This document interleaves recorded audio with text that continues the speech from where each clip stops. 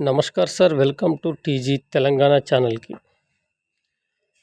Sir, ఎవరైతే ఇప్పుడు group 2 కొత్తగా చదవడానికి ప్రయత్నం చేస్తున్నారో, వాళ్ళ కోసం చేస్తున్న వీడియో ఇది.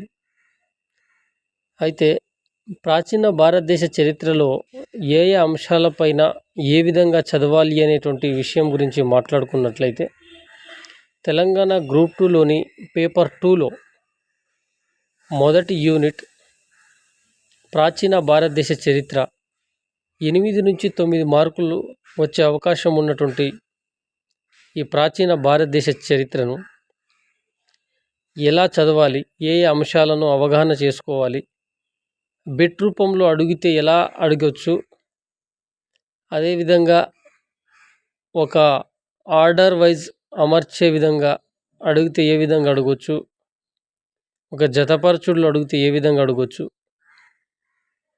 అనేటువంటి అంశాల మీద మనం మాట్లాడుకున్నట్లయితే, ఈ ప్రాచీన భారతదేశ చరిత్రలో ఏ ఏ అంశాలు చదవాలంటే సార్, సింధు లోయ నాగరికత యొక్క ముఖ్య లక్షణాల గురించి చదివేటప్పుడు సార్, మనము సింధు లోయ యొక్క ముఖ్య లక్షణాలు, సింధు లోయ నాగరికత యొక్క సమాజము మరియు సంస్కృతి మీద అవగాహన చేసుకోవాలి.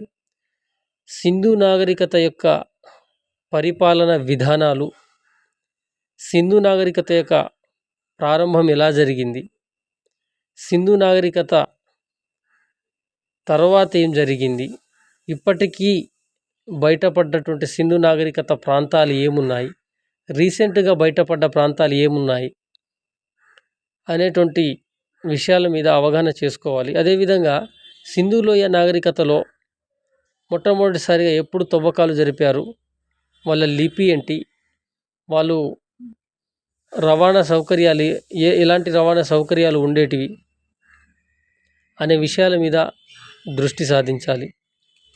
అదేవిధంగా వాళ్ళ కులదైవము, నాణాలు, వీటి మీద కల్చర్ ఏదైతే ఉందో సింధు నాగరికత యొక్క కల్చరు మొత్తం చదువుకోవాలి. కల్చర్లో ప్రాంతాల గురించి కూడా చదువుకోవాలి. ప్రాంతంలో కొన్ని ఇంపార్టెంట్ ప్రాంతాలు ఉంటాయి. హరప్ప, మొహంజొదారో, లోథల్, సర్కటోడా, కాలిబంగన్, ఇలా ఒక 10 పట్టణాల పేర్లు చదవాలి. ఈ పట్టణాలు ఏ నది ఒడ్డున ఉన్నాయి అనేటువంటి వాటి గురించి చదువుకోవాలి. ఇవి జతపరచుల్లో అడిగేటువంటి అవకాశాలు ఉన్నాయి. ఏ ఏ ప్రాంతాలలో ఏ ఆనవాలు లభించాయి అనే విషయాల మీద దృష్టి సాధించాలి. ఇంకా చాలా ఉన్నాయి, చెప్తాను. అదేవిధంగా సింధు లోయ నాగరికత తర్వాత వేద నాగరికత గురించి చదువుకోవాలి. వేద నాగరికతలో వేదాలను ఎన్ని విధాలుగా విభజించారు, ఏ వేదంలో ఎవరికి ఎంత ప్రియారిటీ ఇచ్చారు అనేటువంటి విషయాల మీద అవగాహన చేసుకోవాలి. ఆ తర్వాత 6వ శతాబ్దంలోని మతపరమైన ఉద్యమాలు,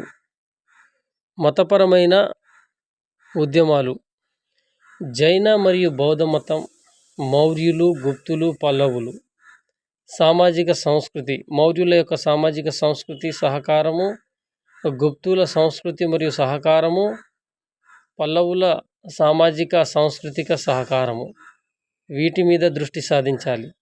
అదేవిధంగా చాళుక్యులు, చోళులు మరియు వాస్తుశిల్పకళ, చోళుల కాలంలో ఏ విధంగా వాస్తుశిల్పకళ ఉన్నది, చాళుక్యుల కాలంలో ఎలాంటి వాస్తుశిల్పకళ ఉంది, పొలిటికల్ హిస్టరీతో పాటు పరిపాలన విధానం మీద, కల్చర్ మీద దృష్టి సాధించాలి. అప్పుడు ఏ రాజు కాలంలో ఎలాంటి కల్చర్ ఉండేది, పూజిస్తూ ఏ విధంగా ఉండేది, రవాణా వ్యవస్థ ఏ విధంగా ఉండేది, కట్టడాలు ఏంటి, కల్చర్ ఏంటి అనే విషయాల మీద మాట్లాడుకోవాలి.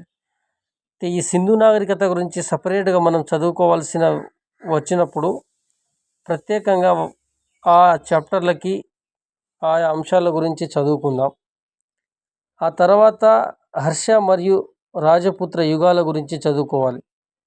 ఇది మొత్తం చదివితే 8-9 మార్కులు గ్రూప్ 2 తెలంగాణ గ్రూప్ 2లోని పేపర్ 2లో 8 మార్కుల నుంచి 9 మార్కులను కవర్ చేసేటువంటి ప్రాచీన భారతదేశ చరిత్ర, రాజుల వరుస క్రమం, అదేవిధంగా ఏ రాజు ఏ వంశకాలంలో ఎలాంటి కట్టడాలను నిర్మించారు, వాళ్ళ సంస్కృతి ఏ విధంగా ఉండేది అనే విషయాల మీద దృష్టి సాధించాలి. నచ్చితే లైక్ చేయండి, సబ్స్క్రైబ్ చేయండి, ఫాలో అవ్వండి.